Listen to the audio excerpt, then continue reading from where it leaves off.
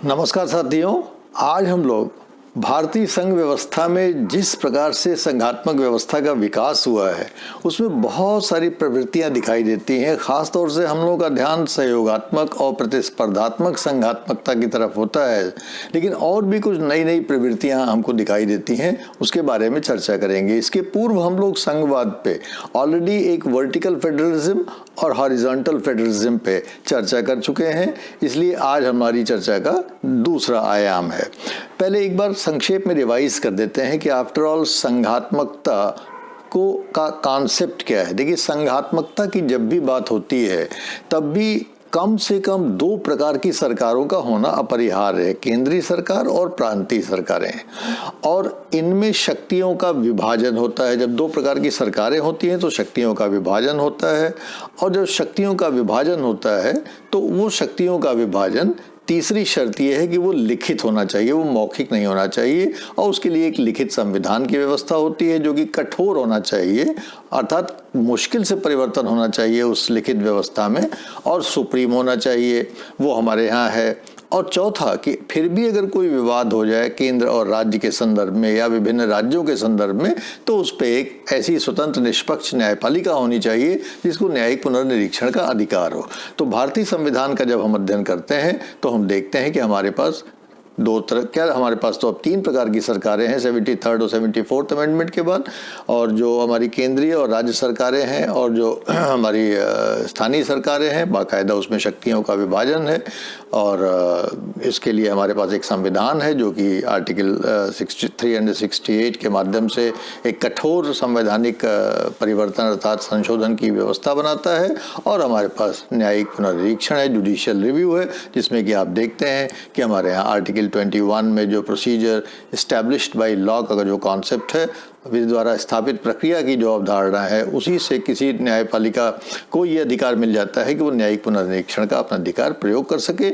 इसके लिए केशवानंद भारती केस एक विशेष पावर दे दिया है, जिसमें कि न्यायपालिका ने एक बेसिक स्ट्रक्चर का कॉन्सेप्ट लाया है, और तरह तरह के रिट्स हैं जिसके माध्यम से न्यायपालिका इन तमाम चीज़ों पर अपना एक्सरसाइज, जुडिशियल रिव्यू का एक्सरसाइज करती है। तो भारत में एक संघीय व्यवस्था है, इसके बारे में तो हम सभी लोग जानते ही हैं। अब भारतीय जो संघीय व्यवस्था है, उस संघीय व्यवस्था की खास बात यह है कि वो एक स्ट्रॉन्ग सेंटर और कुछ ऐसी व्यवस्था की बात करती है जिसमें यूनिटरी फीचर्स भी हमारे संविधान में दे दिए गए हैं। इसलिए बहुत सारे जो विद्वान हैं उसको एक प्रकार से अर्धसंघात्मक कह देता है, कोई हाफ उसको फेडरलिज्म कह देता है, कोई कुछ कह देता है, लेकिन फैक्ट ये है कि हमारे कॉन्स्टिट्यूशन में संघात्मकता के सारे तत्व हैं, लेकिन उसके साथ साथ कुछ एकात्मकता के भी तत्व हैं। उसको बहुत बड़ा कारण ये कि जिन सर्कमस्टेंसेस में हमारा संविधान बनाया गया, देश का बंटवारा हुआ, गांधी जी की हत्या हुई, सांप्रदायिक दंगे हुए, 550 से अधिक प्रिंसली राज्यों का विलय का मसला था, ये तमाम चीज़ें ये रिक्वायर करती थी कि जो हमारे देश में प्लूरैलिटीज़ और डाइवर्सिटीज़ हैं, उस प्लूरैलिटीज़ और डाइवर्सिटी से कहीं ऐसा ना हो कि हमारी यूनिटी और इंटीग्रिटी पे, एकता और अखंडता पे कोई आँच आए। इसलिए भविष्य में एकता देश की बनी रहे, अखंडता बनी रहे, इन तमाम विविधताओं के बाद, प्लूरैलिटीज़ के बाद, इसके कारण हमारे यहाँ एक स्ट्रॉन्ग सेंटर की एक आवश्यकता महसूस की गई और वो बनाया गया। जब हमारे राज्यों का पुनर्गठन हुआ 1956 में और स्टेट रीऑर्गेनाइजेशन कमीशन बना और लिंग्विस्टिक बेसिस पे हमारे राज्यों का विभाजन हुआ, तो एक प्रकार से ये देखा गया कि बहुत सारे राज्यों में जो विविधताएं थीं वो उसको थोड़ा सा कम करने की कोशिश की गई और लैंग्वेज के आधार पे कम से कम एक समरूपता स्थापित करने की कोशिश की गई। और हमारे देश में कोऑपरेटिव फेडरलिज्म अर्थात ये मान के चला गया कि हमारे देश में जो संघीय व्यवस्था बनाई जा रही है उसमें केंद्र और राज्य बाकायदा आपस में सहयोग करेंगे और सहयोग करके विकास और देश की प्रगति के मार्ग को प्रशस्त करेंगे, ऐसा हमारी संविधान बनाने वालों की भावना थी।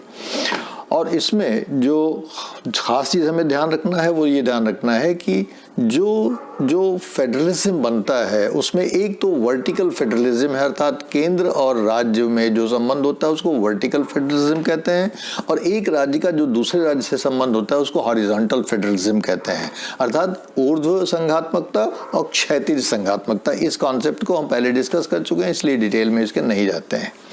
और ये जो कोऑपरेटिव फेडरलिज्म हमारे यहाँ कॉन्सेप्ट हमारे संविधान बनाने वालों ने बनाया, उसमें ये था कि केंद्र और राज्य में जो संबंध संबंध अच्छे होने चाहिए जिससे कि विकास हो सके, लोगों का कल्याण हो सके। उसके लिए बहुत सारी मैकेनिज्म भी हमारे संविधान में वर्णित की गई है। और अगर उस पर थोड़ा सा जल्दी से दृष्टिपात करें तो जैसे आर्टिकल 312 है जो ऑल इंडिया सर्विसेज की बात करती है, वो एक स्टील फ्रेम कंट्री के लिए कहा गया कि वो ऑल इंडिया सर्विसेज जिसको हम आईएएस कहते हैं, हाँ, या आईपीएस कहते हैं, ये एक ऑल इंडिया सर्विसेज है, या बहुत सारी और सेंट्रल सर्विसेज हैं। एक ऑल इंडिया सर्विसेज की संरचना की गई जिसके अधिकारी पूरे देश में काम करते हैं और देश में एक राज्य और संघ के बीच में एक संतुलन पैदा करते हैं, एक कोऑपरेशन पैदा करते हैं, कोऑपरेटिव फेडरलिज्म को इंश्योर करते हैं। इसी प्रकार से हमारे देश में इंटीग्रेटेड जुडिशरी है, आर्टिकल 124 और आर्टिकल 214। ये सुप्रीम कोर्ट और हाई कोर्ट अलग अलग हैं जरूर, लेकिन ये सब इंटीग्रेटेड जुडिशरी है, अर्थात जो लोग राज्यों में हाई कोर्ट्स में काम करते हैं वही प्रमोट होकर सुप्रीम कोर्ट में आते हैं। इस प्रकार की भी व्यवस्था रखी गई है। फिर हमारे यहाँ एक इलेक्शन कमीशन है, आर्टिकल 324, जो कि बाकायदा चुनावों को संचालित करता है, चुनावों को की व्यवस्था करता है। और उस व्यवस्था में हम देखते हैं कि वो चाहे वो केंद्र के संघीय व्यवस्था, लोकसभा के चुनाव हो, राज्यसभा के चुनाव हो, या वो राज्यों में विधानसभाओं के चुनाव हो, उन सब की वो देखभाल करता है, उसकी व्यवस्था करता है। हमारे देश में जो अमेंडिंग प्रोसेस है कॉन्स्टिट्यूशन को बनाने का, आर्टिकल 368, उसमें भी है कि केंद्र और राज्य सहयोग करके कुछ संविधान के विशेष प्रावधानों को अमेंड कर सकते हैं। प्लानिंग कमीशन एक नॉन कॉन्स्टिट्यूशनल ऑर्गेनाइजेशन बनाया गया था नेहरू जी के द्वारा, जिसमें कि जो अब नीति आयोग के रूप में काम करता है 2015 से, और या नेशनल डेवलपमेंट काउंसिल जो हुआ करती थी पहले। ये सारे के सारे बहुत सारी ऐसी व्यवस्थाएं थी जो कि केंद्र और राज्य के बीच में बेटर कोऑपरेशन, बेटर कोऑर्डिनेशन के लिए बनाई गई थी।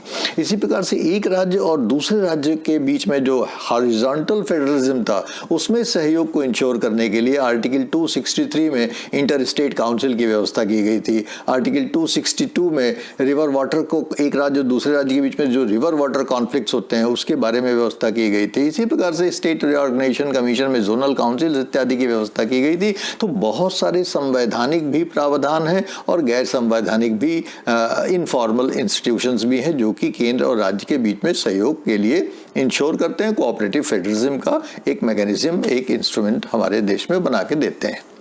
सब कुछ भारत में ठीक ठाक चलता रहा करीब 17 साल तक। 1950 में कॉन्स्टिट्यूशन बना और 1967 तक सब ठीक ठाक चलता रहा। लेकिन 1967 में जब देश में चौथे आम चुनाव हुए तो उस चौथे आम चुनाव में से गड़बड़ शुरू हो गई। और गड़बड़ ये शुरू हो गई कि चौथे आम चुनाव में लगभग 8 या 9 राज्यों में बहुत सारी गैर कांग्रेसी सरकारें बनी। जब तक केंद्र और राज्य में कांग्रेसी सरकारें चलती थी, जिसको कि रजनी कोठारी ने कांग्रेस सिस्टम का नाम दिया था, कि अर्थात केंद्र में भी एक ही उसी दल का शासन और राज्यों में भी उसी दल का शासन। तो जब एक ही दल सारी जगह शासन करता था, केंद्र में भी और राज्य में भी, तो कोऑपरेशन बहुत अच्छा हुआ करता था। ये कांग्रेस सिस्टम कहा गया रजनी कोठारी के द्वारा। लेकिन जब 1967 में इसमें परिवर्तन हुआ और बहुत सारे राज्यों में नॉन कांग्रेस गवर्नमेंट्स बनी, तो एक कॉन्फ्लिक्ट का माहौल शुरू होगा। और 1967 से जो ये कॉन्फ्लिक्ट का माहौल शुरू हुआ हमारे देश में, ये इसमें आगे जाके एक बहुत एग्रेसिव डेवलपमेंट हुआ है जिसकी हम लोग अभी चर्चा करेंगे। और इसी संदर्भ में हमारे देश में जो संघवाद का विकास है, अगर मैं उसको परिभाषित करना चाहूँ या मैं उसको इन्यूमरेट करना चाहूँ तो मैं आपसे यही कहूँगा कि हम अपने देश में 4 प्रकार के फेडरल मॉडल्स की परिकल्पना करते हैं। पहला जो कोऑपरेटिव फेडरलिज्म है, जिसको हम सहयोगात्मक संघवाद की संज्ञा देते हैं। दूसरा कॉम्पिटिटिव फेडरलिज्म है, जो कि एक राज्य को दूसरे राज्य से स्पर्धा करने की और आगे बढ़ने की प्रेरणा देता है। ये अच्छी बात है। स्पर्धा, जैसे स्पोर्ट्स में स्पर्धा होती है, इसी प्रकार से राज्यों में भी स्पर्धा होनी चाहिए। तीसरा कॉन्फ्लिक्चुअल मॉडल, जो 1967 से हमने देखा कि 1967 से जब डिफरेंट पार्टी की सरकारें केंद्र और राज्य में आ गई, तो एक कॉन्फ्लिक्चुअल मॉडल ऑफ फेडरलिज्म को दिखाई देता है। और जिसका स्वरूप डिक्लाइन इन पॉलिटिकल कल्चर की वजह से अब कॉम्बैटिव फेडरलिज्म के रूप में हमको दिखाई देता है, कि अर्थात अब एक प्रकार से बहुत सारे ऐसे राज्य हैं जो एकदम आक्रामक हो जाते हैं केंद्र सरकार पे। ऐसा लगता है कि जैसे केंद्र सरकार कोई एक विदेशी सरकार है या एक ऐसी सरकार है जिससे बिल्कुल उनको लगता है कि अब युद्ध की स्थिति पे हम आने वाले हैं। तो इन 4 प्रकार के जो मॉडल्स हैं, इसके बारे में हम लोग चर्चा करेंगे संक्षेप में। देखिए, कोऑपरेटिव फेडरलिज्म में जो हमारे संविधान बनाने की भावना थी वो यही थी कि इतना बड़ा देश है, इस समय अगर देखा जाए तो लगभग 139 करोड़ पीपल जो है हमारी कंट्री में रहते हैं और हमारे देश में बहुत सारे राज्य हैं, बहुत सारे केंद्र शासित क्षेत्र हैं, सबको एक साथ बांध के रखना और बांध के विकास करना डेमोक्रेटिक तरीके से। ये तो है ही है कि भाई ज़रूरी नहीं कि केंद्र और राज्य में एक ही प्रकार की दल शासन करें, डिफरेंट जगहों पे डिफरेंट दल शासन कर सकते हैं और करना चाहिए लोकतंत्र में, लेकिन इसका ये मतलब नहीं कि उनमें आपस में कोऑपरेशन न हो। उन ideological differences apart, they can work together, वो एक साथ काम कर सकते हैं। इसीलिए संविधान बनाने वालों की ये भावना थी कि वो एक दूसरे के कॉम्प्लीमेंट्री होना चाहिए, अर्थात केंद्र और राज्य आपस में एक दूसरे को अनुपूरक के रूप में काम करें। अगर कोई से किसी से छूटती है तो दूसरा कंपोनेंट उसको पूरा कर दे।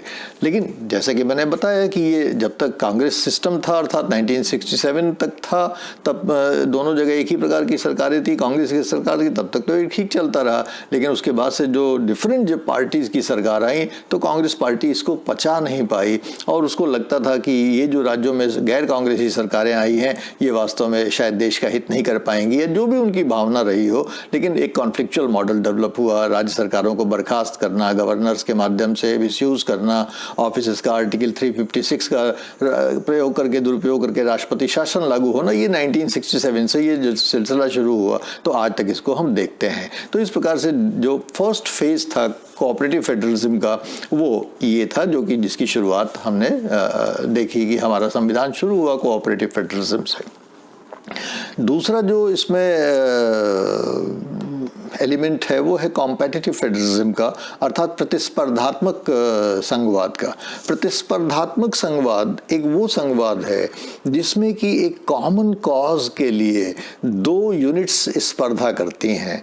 अर्थात एक ऐसा, जैसे गवर्नेंस मान लीजिए, केंद्र सरकार भी एक गवर्नेंस का मॉडल देती है, राज्य सरकारें भी एक गवर्नेंस का मॉडल देती हैं, इन दोनों में स्पर्धा हो सकती है। एक राज्य और दूसरे राज्य में स्पर्धा हो सकती है कि भाई हम अच्छा शासन करते हैं कि आप अच्छा शासन करते हैं। तो केंद्र और राज्य में स्पर्धा कम होती है क्योंकि वो लेवल प्लेइंग फील्ड उनका डिफरेंट है, लेकिन राज्य और एक राज्य में और दूसरे राज्य में ये स्पर्धा ज़्यादा होती है। हॉरिजॉन्टल फेडरलिज्म में कॉम्पिटिटिव फेडरलिज्म के एलिमेंट्स ज़्यादा दिखाई देते हैं। जैसे फॉर एग्जांपल कि पंचायती राज कहाँ ज़्यादा अच्छा रन कर रहा है, कौन राज्य पंचायती राज को ठीक से लागू कर रहा है, कौन राज्य एजुकेशन में, पॉवर्टी एलिवेशन में, अर्थात कौन सा राज्य जो है शिक्षा के क्षेत्र में, गरीबी दूर करने में, मनरेगा को लागू करने में, विमेन के शिक्षा में, लिटरेसी में, लॉ एंड ऑर्डर को मेंटेन करने में, या और भी बहुत सारे पैरामीटर्स हैं जैसे गुड गवर्नेंस इंडेक्स है या ईज ऑफ डूइंग बिजनेस है, या विदेशों से एफडीआई का इन्वेस्टमेंट लाने वाली जो बातें हैं, ये तमाम चीज़ों में कौन राज्य ज़्यादा अच्छा काम कर रहा है। और इस प्रकार से बहुत सारे एस्पेक्ट्स हैं जिसमें कि राज्यों में आपस में स्पर्धा होती है और एक राज्य दूसरे राज्य का मॉडल बोरो करते हैं कि अच्छा वो उस राज्य का मॉडल बहुत अच्छा है, उस राज्य को अपने यहाँ लागू किया जाए। इस प्रकार से बहुत सारी स्पर्धाएं होती हैं जिसको कि हम कहते हैं कि भाई ये कॉम्पिटिटिव फेडरलिज्म है। एक सेंटर इसमें एक प्रकार से एक अंपायर की भूमिका निभाता है, राज्यों को पुरस्कृत करता है, जिन राज्यों में उनके पैरामीटर्स अच्छे होते हैं उनको पुरस्कृत भी करता है ताकि उनको परफॉर्मेंस करने का, बेटर परफॉर्मेंस करने का एक और जो है अवसर प्राप्त हो। जैसे फॉर एग्जाम्पल की जो 15 फाइनेंस कमीशन की रिकमेंडेशन थी उसमें ये कहा गया कि भाई राज्य सरकारों को ज़्यादा पैसा मिलना चाहिए, तो उनके रिकमेंडेशन के अनुसार 42% एलोकेशंस जो हैं अब स्टेट को जाते हैं। लेकिन अब जो एलोकेशंस स्टेट को जाते हैं वो जाहिर है कि वो परफॉर्मेंस के बेसिस पे जाते हैं कि किन राज्यों ने कितना बेहतर परफॉर्म किया है। ये ज़रूर है कि जो पिछड़े राज्य हैं, जो गरीब राज्य हैं, जो नॉन परफॉर्मिंग स्टेट्स हैं, उनको इसमें घाटा हो सकता है, उनको कम पैसे मिल सकते हैं, लेकिन कम से कम इसमें परफॉर्मेंस के लिए एक राज्यों को एक वो तो मिला, तो उनके अंदर स्पर्धा जागती है कि अच्छा हम और बेहतर परफॉर्म करें तो हमको 5th फाइनेंस कमीशन के रिकमेंडेशन के अनुसार और ज़्यादा पैसा मिलेगा। तो ये एक कॉम्पिटिटिव फेडरलिज्म का मॉडल है जो प्रमोट किया जा रहा है आजकल, और विगत कई वर्षों से हम देख रहे हैं कि केंद्र सरकार भी राज्यों को स्पर्धा के लिए, नीति आयोग जो बना है वो भी राज्यों को स्पर्धा के लिए बहुत से अवसर दे रही है कि आप लोग आपस में अच्छी चीज़ों पे, अच्छी स्कीम्स है, ईज ऑफ डूइंग बिजनेस में, स्टार्टअप्स में, मनरेगा में, इसमें उसमें आप अच्छा काम कीजिए, हमसे ज़्यादा पैसे लीजिए। तो इस प्रकार से ये दूसरा मॉडल हुआ। तीसरा मॉडल कॉन्फ्लिक्चुअल मॉडल है, जो कि जिसको कि हम संघर्षात्मक संघवाद कह सकते हैं। संघर्षात्मक संघवाद जो है वो, जैसा कि मैंने बताया कि 1967 से जब शुरू हुई ये कहानी, तो 1967 से ही केंद्र और राज्यों में जब भी सरकारें डिफरेंट होती हैं तो एक अजीब पॉलिसी कॉन्फ्लिक्ट दिखाई देता है कि राज्य सरकार जो करना चाहती है और केंद्र सरकार जो करना चाहती है, कहीं उनमें इनकॉन्ग्रुएंट हो जाता है, क्योंकि उनकी पॉलिटिकल आइडियोलॉजी डिफरेंट है, क्योंकि उनके एजेंडा डिफरेंट हैं। राज्य सरकार को लगता है केंद्र सरकार उनके हस्तक्षेप कर रही है, केंद्र सरकार की हर चीज़ उनको बड़ा नागवार गुजरती है, जबकि अपना देश क्या है, केंद्र क्या है? केंद्र तो राज्यों का समुच्चय ही है ना। अगर राज्यों को विड्रॉ कर लीजिए तो व्हाट इज सेंटर? नथिंग। तो सेंटर तो ओवरऑल पूरा देश ही सेंट्रल उसमें है, उसकी राज्य केंद्र सरकार की जिम्मेदारी बहुत बड़ी होती है, पूरे देश को संभालना होता है। सिक्योरिटी का इशू है, फॉरेन अफेयर्स का इशू है, और बहुत सारे इश्यूज हैं जो कि उसको देखना होता है। तो इसलिए राज्यों को वो कुछ लिबर्टी भी देती है, लेकिन राज्यों के ऊपर उसको नियंत्रण भी रखना पड़ता है, क्योंकि बहुत सारे बॉर्डर स्टेट्स होते हैं। उन स्टेट्स में अगर राज्य को एकदम स्वतंत्र नहीं छोड़ा जा सकता, स्वायत्त नहीं छोड़ा जा सकता, कि जैसे मान लीजिए वेस्ट बंगाल है, नॉर्थ ईस्ट के स्टेट्स हैं, जम्मू कश्मीर है, या और भी जो इधर हिमालयन या चाइनीज साइड के जो स्टेट्स हैं, वो तमाम जो स्टेट्स हैं जो इंटरनेशनल बाउंड्री के आसपास हैं, वहाँ राज्य के ऊपर थोड़ा केंद्र को ज़्यादा नियंत्रण रखना पड़ता है, और राज्य को लगता है कि साहब हमारे स्वायत्तता में हस्तक्षेप किया जा रहा है। वैसे भी हमारे यहाँ स्ट्रॉन्ग सेंटर की परिकल्पना है, और राज्य की सिक्योरिटी और यूनिटी इंटीग्रिटी के लिए केंद्र सरकार स्ट्रॉन्ग मेजर्स ले सकती है और लेती है जब उसकी ज़रूरत पड़ती है। लेकिन अमूमन सामान्य रूप में ऐसा नहीं होता है। लेकिन फिर भी बहुत सारा जो आइडियोलॉजिकल डिफरेंसेस हैं या पार्टी का जो डिफरेंस है कि एक पार्टी और दूसरी पार्टी दोनों जगह अलग अलग हैं, उसमें तरह तरह के पॉलिसी कॉन्फ्लिक्ट्स देखे जाते हैं, जिससे कि थोड़ा सा केंद्र और राज्य के संबंधों पे प्रभाव बुरा पड़ता है।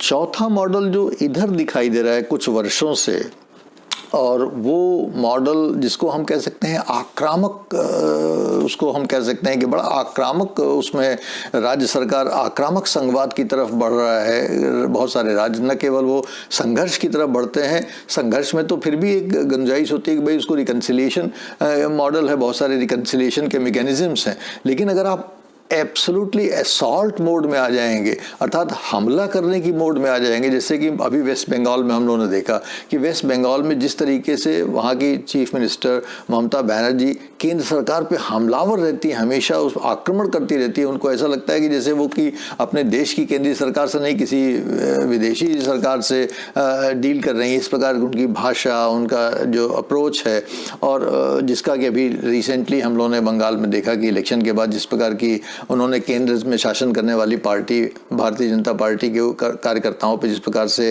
आक्रमण किया, लोगों पे जिस तरह से हमने, तो एक प्रकार से उनका सिग्नल था कि हम केंद्र सरकार पे एक प्रकार से हमला बोल रहे हैं।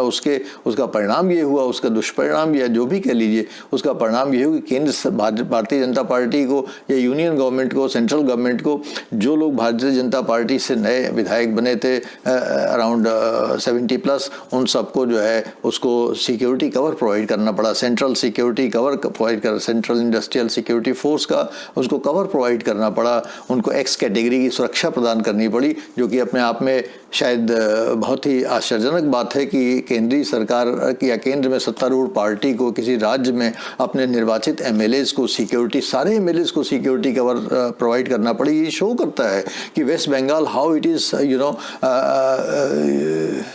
attacking the central government, not only attacking the central government, but also physically assaulting their ministers, also physically assaulting their MLAs, physically assaulting their workers. तो ये एक बहुत बैड मॉडल जो है अभी देखने को मिला, जो कि बहुत रिसेंट डेवलपमेंट है, आक्रामक। लेकिन ज़्यादातर राज्यों में आक्रामक नहीं हुआ है, कम्बैटिव नहीं हुआ है। फेडरलिज्म कॉन्फ्लिक्चुअल मोड पे ही है, वो स्वीकार है। कॉन्फ्लिक्चुअल मोड तो थोड़ा बहुत होता ही है, आइडियोलॉजिकल और पॉलिटिकल डिफरेंसेस होते रहेंगे, लेकिन कॉन्फ्लिक्चुअल मोड कॉम्बैटिव मोड में नहीं आना चाहिए, जो कि हमको वेस्ट बंगाल में थोड़ा सा चिंता पैदा करता है।